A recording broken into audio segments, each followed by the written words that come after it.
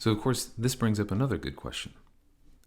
What happens if we choose two vectors that lie on two different lines?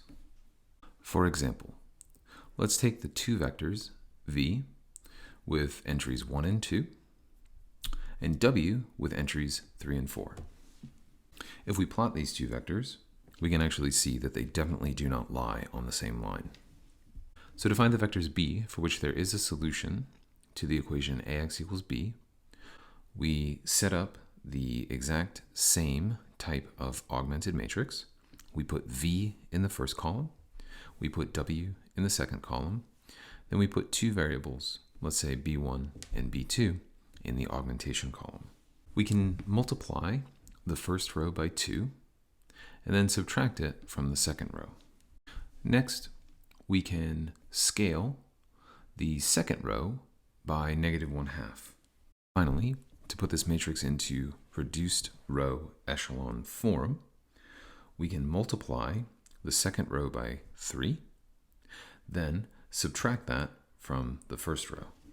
Now that we have the reduced row echelon form, we can think of these as two equations, and we can name our variables, let's say, x and y. The first row tells us that x has to be b1 minus 3/2 times twice b1 minus b2. We can simplify this a little bit. So we get our first coordinate is -2b1 plus 3/2 b2. And our y coordinate is b1 minus 1/2 b2. There are two important pieces of information here. The first piece of information is our original question about consistency. As we can see here, this matrix is always consistent. The second piece of information is the general solution to that linear system. So for example, consider the linear system x plus 3y equals 2 and 2x plus 4y equals 4.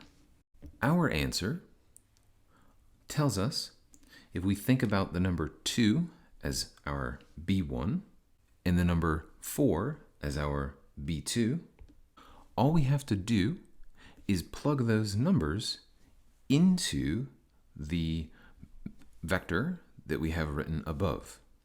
And we can check that if we plug the number 2 in for x and the number 0 in for y, we do in fact get a solution to our original linear system. So returning to the original piece of information that we got from our reduced row echelon form, the linear system a times x, which is given by the matrix with columns v, whose entries are 1, 2, and w, whose entries are 3, 4, times the vector xy is equal to b1, b2. The fact that this has a solution for every single choice of b1 and b2 tells us that the span of the vectors v and w is the entirety of R2. So this difference between the two, so in our first example, we had a pair of vectors which lie on the same line.